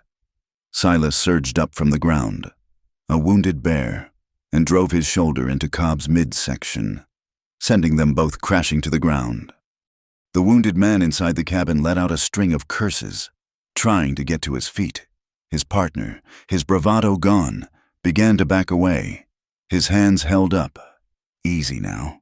Miss, just be easy. Ilara didn't lower the rifle. She couldn't. Her arms were locked, trembling from the strain and the adrenaline. She worked the lever again, the mechanical sound of the action ejecting the spent casing and chambering a new round echoing in the sudden, tense silence. The sound was a declaration. I will do it again. The fight was over. The balance of power had shifted in the space of a single, deafening heartbeat. She stood there, a slight figure in a torn dress, smoke curling from the barrel of the gun, her ears ringing, her shoulders screaming in protest. Silas was struggling to his feet outside. Tom was crying under the bed, and one of her tormentors was bleeding on her clean floor. She was no longer a victim.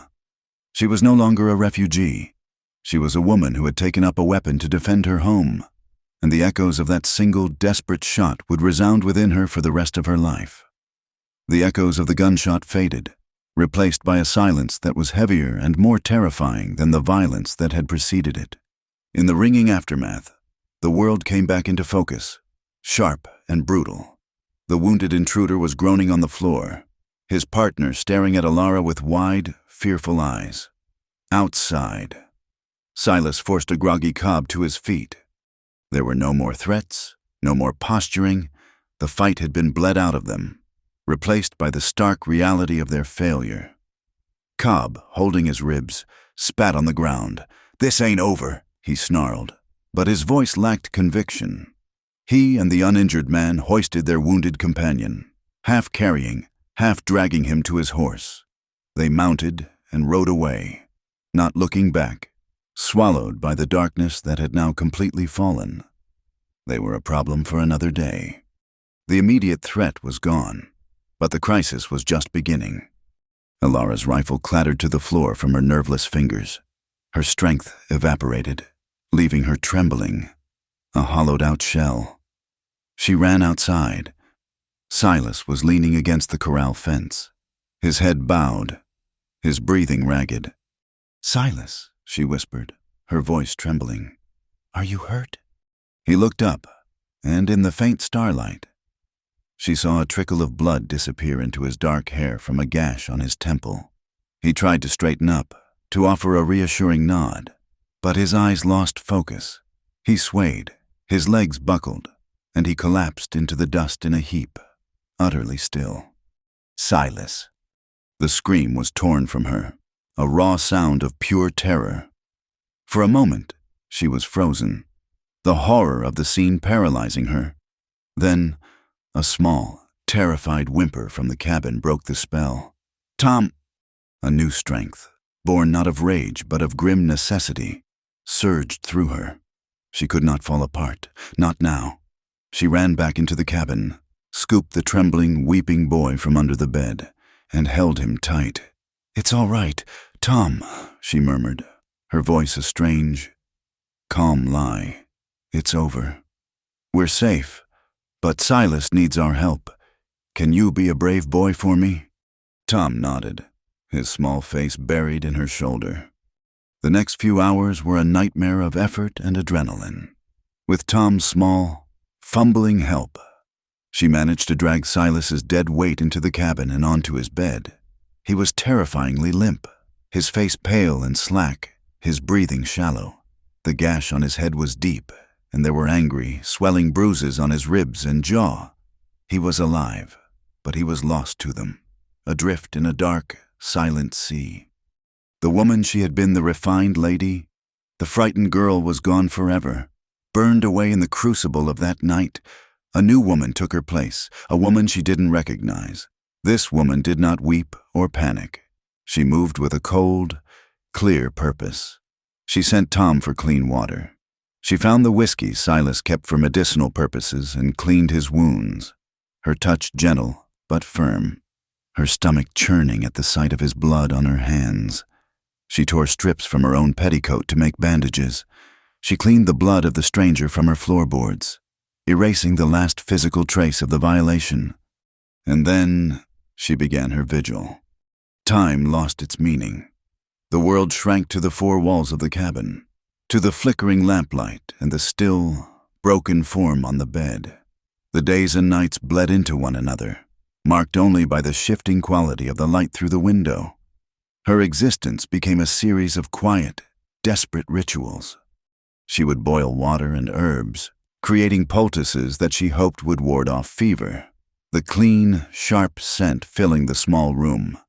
Every hour, she would bathe his face and brow with a cool, damp cloth, trying to soothe the heat that seemed to radiate from deep within him.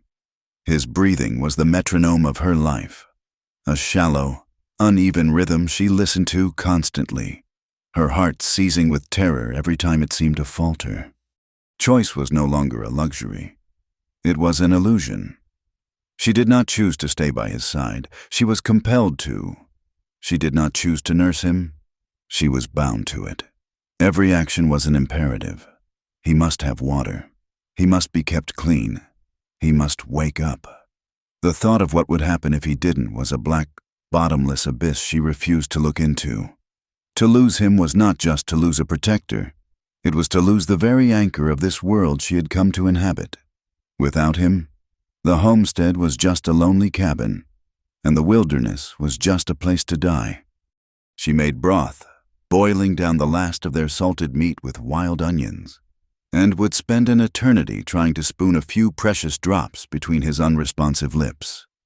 Most of it would dribble down his chin, but she would wipe it away and try again. Her patience born of a terror so profound it felt like a prayer. "You have to drink this, Silas," she would whisper, her voice low and urgent. "You have to be strong. Tom needs you. She could never finish the sentence. Tom was her silent partner in the vigil. The terror of the attack had driven the boy deep into himself. He rarely spoke, but he never left her side. He would sit for hours on a small stool by the bed, a piece of charcoal in his hand, drawing on scraps of paper she had found in an old ledger. He drew the cabin, the corral, the horse. He drew a hawk in the sky. He drew a figure of a woman, her face smudged and indistinct. He never drew the fight. He never drew the bad men. It was as if he were trying to remake the world as it had been, to draw their peaceful life back into existence through the force of his own childish will. His quiet, constant presence was both a comfort and a heartbreaking responsibility. She didn't sleep. She would doze in the chair beside the bed, her head snapping up at every sound, every shift in his breathing. She grew thin, her face gaunt, with dark, bruised circles under her eyes. She moved through a fog of exhaustion, her actions driven by a will that had superseded the needs of her own body. During the long, silent nights, with Tom asleep on his cot, she would sit and watch the man in the bed. In his stillness, she saw him for the first time not as an enigma or a savior, but simply as a man, a vulnerable, wounded man. She traced the lines of his face with her eyes, the stubborn set of his jaw, the faint scar above his eyebrow, the deep lines etched by sun and worry. This was the face of the man who had sheltered her without question, who had jumped from a train for her, who had stood between her and certain harm. He had given her his silence, his protection, his respect. He had asked for nothing in return. And she, what had she brought him? Trouble, violence, a world of danger that had shattered his quiet existence and now threatened his very life. The weight of her guilt was a physical thing, a crushing stone in her chest. But beneath the guilt, there was something else, something fierce and undeniable, a feeling that had taken root in the silence and had been watered by 1,000 small kindnesses. It was a feeling so powerful and terrifying that she had not dared to give it a name. But now, in the desperate quiet of the sick room, she could no longer deny it. On the 4th day, the fever broke. The unnatural heat began to recede from his skin. His breathing deepened, becoming more regular. A fragile, desperate hope began to bloom in Elara's exhausted heart. She continued her vigil, her movements fueled by a new, tentative energy. Late that afternoon, the light in the cabin was soft and golden. Tom was asleep on his cot, his charcoal drawings scattered around him like fallen leaves. Elara sat in her usual chair, her hand resting on the edge of Silas's bed, her head bowed, her body finally succumbing to a wave of pure exhaustion. A slight movement under her palm made her gasp, her head snapping up. His fingers had twitched. She stared at his face, her heart pounding. His eyelids fluttered, then slowly, hesitantly, they opened. His eyes were cloudy at first, unfocused, as they tried to make sense of the world. Then they found her. They cleared, and the familiar, steady gray of his gaze locked with hers. He saw her, the exhaustion on her face, the tear tracks she hadn't bothered to wipe away, the fierce, unwavering devotion in her eyes. He saw everything she had done. He saw everything she felt. A dozen questions, 1,000 words of gratitude and fear and hope rose in her throat, but they all died there, unspoken. The silence of this room was too sacred for words. Slowly, with a clear and deliberate effort, he lifted his hand. It was weak, trembling slightly, but his purpose was firm. He laid his hand over hers, his rough, calloused palm covering her smaller, work-worn one. His touch was warm and solid, an anchor in the swirling chaos of her emotions. He said nothing. He did not have to. In that single, simple gesture, everything was conveyed. I am here. I see you. I know. And in that moment, as his hand covered hers, a profound, unshakable peace settled over Alara. The desperate, frantic fight to keep him alive was over. The choice to stay, to care for him, to protect his world as he had protected hers, was no longer a choice born of necessity or guilt. It was a choice of the heart, a silent, solemn vow made in the quiet understanding that passed between them. In the still, sacred space of the sick room, surrounded by the ghosts of violence and the drawings of a hopeful child, their hearts had finally, irrevocably, chosen each other.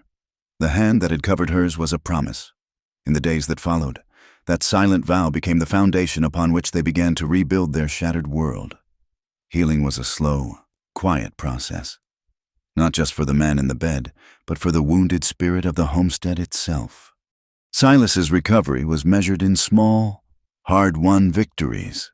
The first was sitting up, an act that left him pale and dizzy, his hand gripping Alara's for support with a strength that belied his weakness. Then came standing, his weight leaning heavily on her slighter frame, his breath ragged. In those moments, the roles were reversed. He, the unshakable protector, was reliant on her, and she, the fragile refugee, found a wellspring of strength she never knew she possessed. She did not feel burdened by his dependence. She felt honored by his trust. As he slowly regained his strength, so too did the rhythm of their life return. The broken front door was the first scar to be addressed. He could not yet do the heavy work himself, but he sat on a chair on the porch, his voice a low, steady murmur. Guiding her, he taught her how to measure the wood, how to drive a nail straight and true, how to fashion a new, stronger bar. She worked under his tutelage, her hands growing more confident with the unfamiliar tools. They were not just repairing a door. They were mending the breach in their sanctuary, their hands and voices working in concert to make their home whole again. The dark stain on the floorboards, a stubborn ghost of the violence, was the last to go. It took hours of scrubbing with lye soap and sand, but when it was finally gone, Alara felt as though she had cleansed a stain from her own soul. The cabin was once again just a cabin, a place of shelter and warmth, its memory of the intrusion erased by their shared, determined labor. The language of small, silent actions, which had once been a fragile thread of communication, now blossomed into a rich and intricate tapestry of deep affection. It became the very air they breathed, the unspoken truth that underscored every moment of their days. It was a love language built for a world that had little time for pretty words, a love that was proven in the doing, not the saying. It was in the way she would rise before dawn to have the coffee pot simmering on the stove. So the rich, warm scent would be the first thing to greet him when he woke. It was in the way he began to whittle again in the evenings, not just making toys for Tom, but carving a small, smooth-handled spoon for her, one that fit perfectly in her hand as she stirred the pot for their evening meal. It was in the way she took his worn, threadbare shirts and did not just patch them, but reinforced the seams, turned the collars, and added a small, almost invisible embroidered initial near the hem, a secret, tender mark of her care. It was in the way he noticed her shoes were falling apart and spent 2 days working a piece of old leather, softening it with oil and stitching it with a fine, strong awl.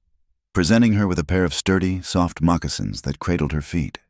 He had said nothing, simply left them by her chair. She had slipped them on, and they had fit as if made for her. She looked at him across the room, her eyes shining with unshed tears, and he had given her a small, quiet smile, a rare and precious gift. Tom, the quiet, solemn child, became the heart of this gentle revival. With the threat gone and the peace restored, he began to shed the shell of his trauma. His laughter, once a sound as rare as rain, became a frequent melody around the homestead. He would follow Silas as he began to take on his old chores, his small face a mask of concentration as he mimicked the older man's movements. And he would sit with Alara, his head bent over the primer, his finger tracing the letters that were beginning to transform from strange squiggles into familiar friends. He would bring her his drawings, and she would praise them, hanging them on the cabin wall, creating a gallery of a child's hope. One evening, Tom, with a fierce blush on his cheeks, drew a picture of 3 figures holding hands. One was tall, one was small, and one had long hair. He pointed to each: Silas, Tom, Ellie. He had named them. He had made them a family.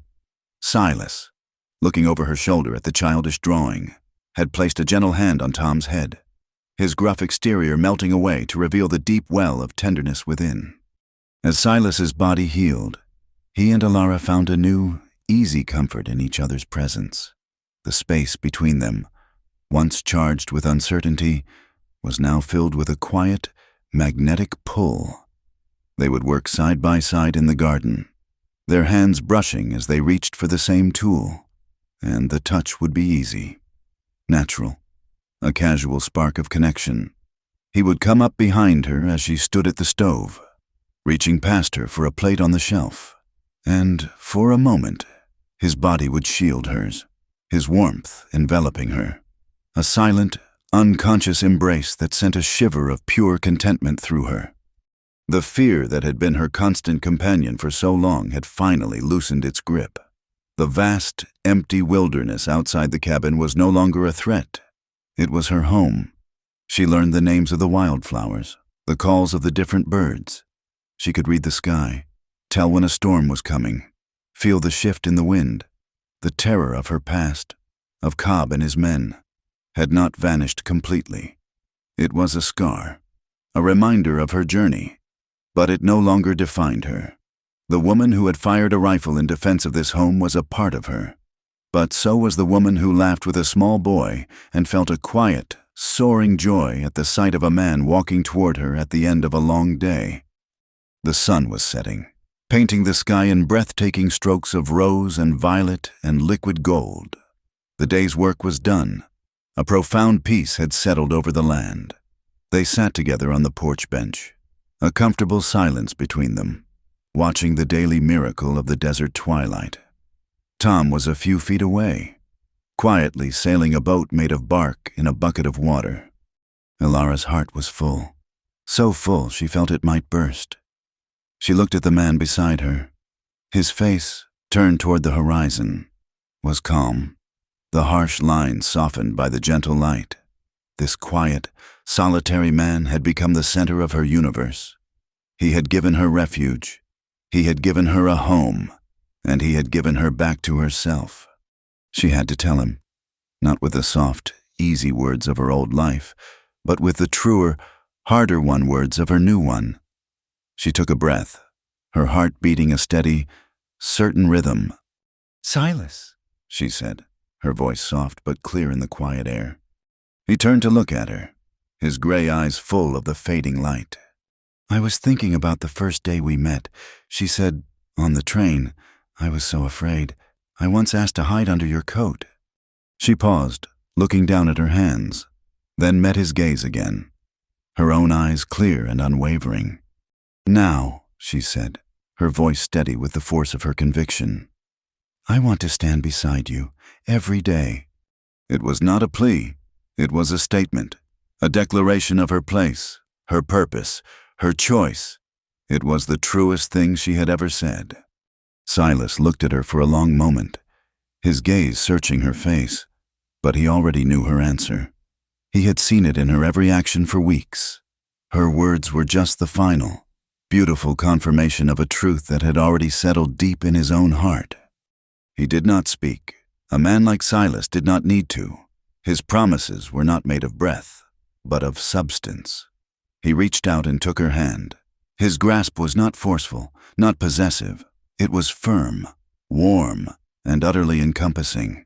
He wrapped his strong, calloused fingers around hers, his thumb stroking the back of her hand in a slow, deliberate caress. It was an answer. It was a vow. It was a commitment as solid and enduring as the ancient mesas that stood guard on the horizon. No words of love were spoken.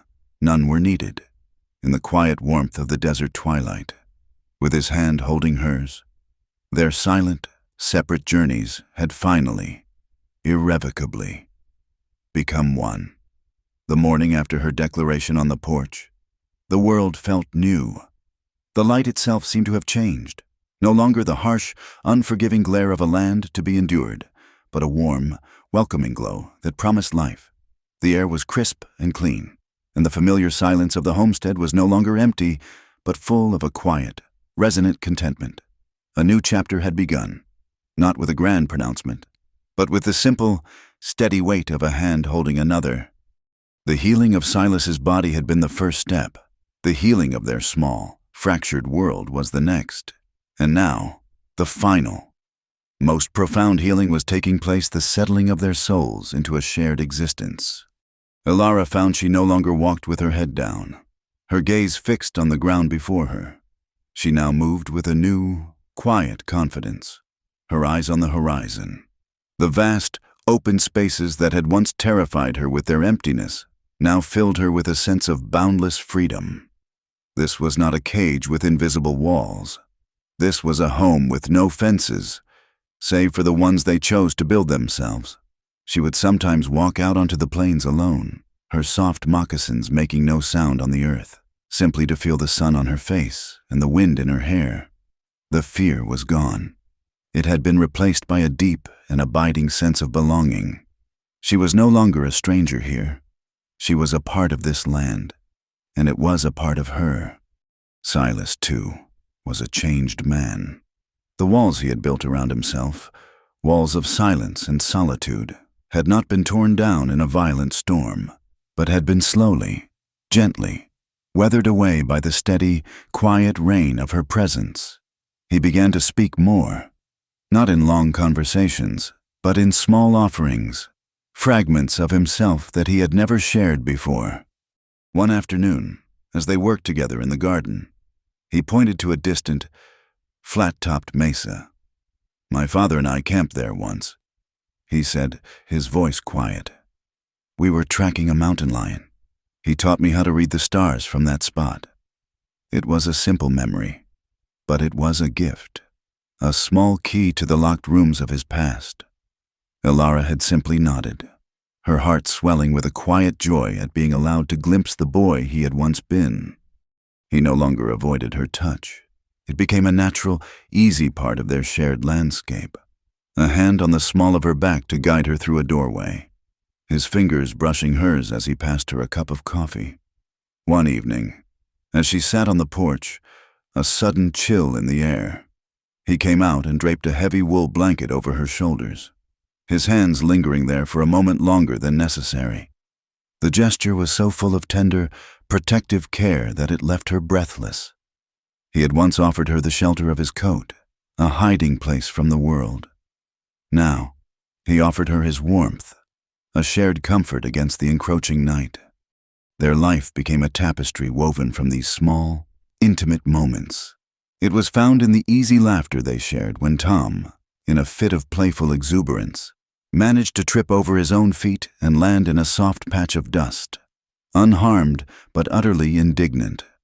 It was in the shared glance of understanding when the first rains of the season finally came, a dark, sweet-smelling blessing that promised to revive the parched land.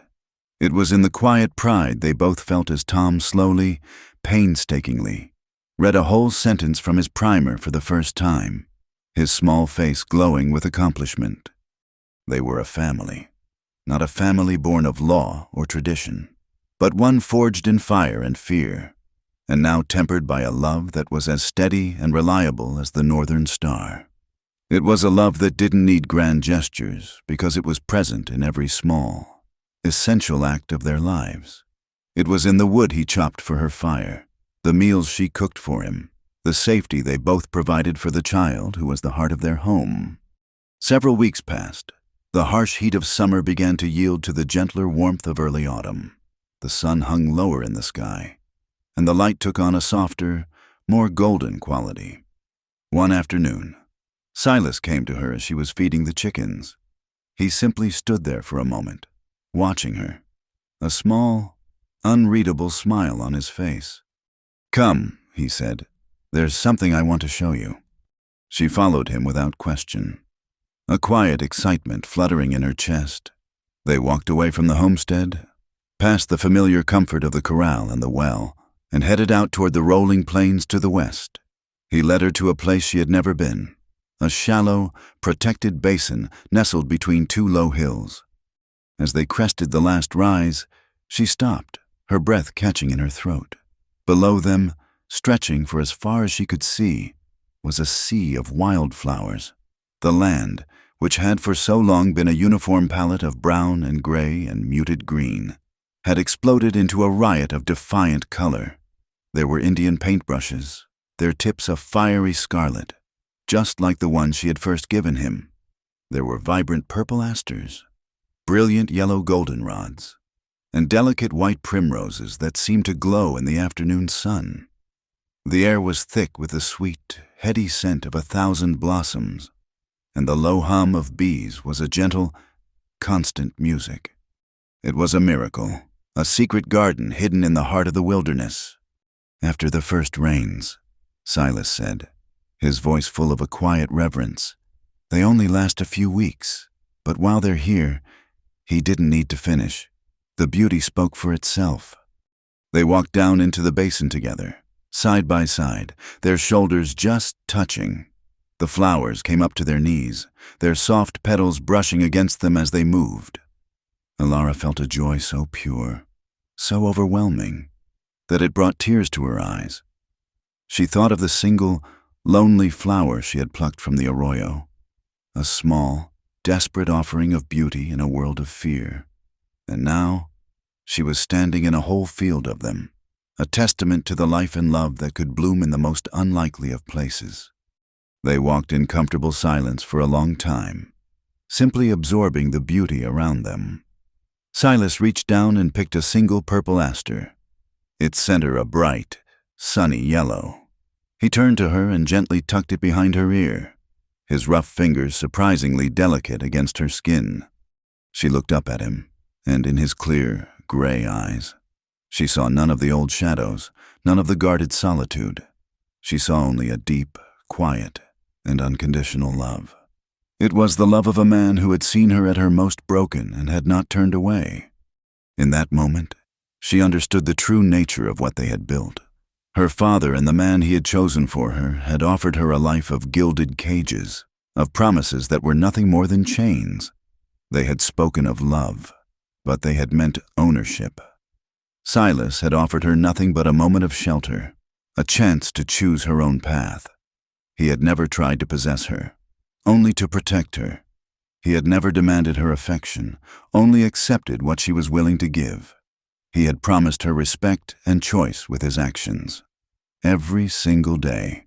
And in doing so, he had given her the one thing she had never known: true freedom. Their love was not a thing of fate or destiny, two lost souls preordained to meet. It was a series of choices. He had chosen to open his coat. She had chosen to trust him. He had chosen to jump from a train. She had chosen to fire a gun. She had chosen to stay and care for him. He had chosen to let her in. Their love was a conscious, deliberate act of creation, a shelter they had built together, piece by piece, with the solid, reliable materials of respect, trust, and quiet, unwavering care. She reached up and touched the flower in her hair, then laid her hand on his chest, feeling the steady, solid beat of his heart beneath her palm. He covered her hand with his own. They stood there for a long time, in the heart of the blooming wilderness. Two people who had once been broken, who had found each other not by chance, but by choice. They were not two halves of a whole. They were two whole people, standing side by side, their hands clasped together, facing the vast, unknown horizon together. And in the quiet, rugged heart of the Wild West, that was the strongest and truest love of all.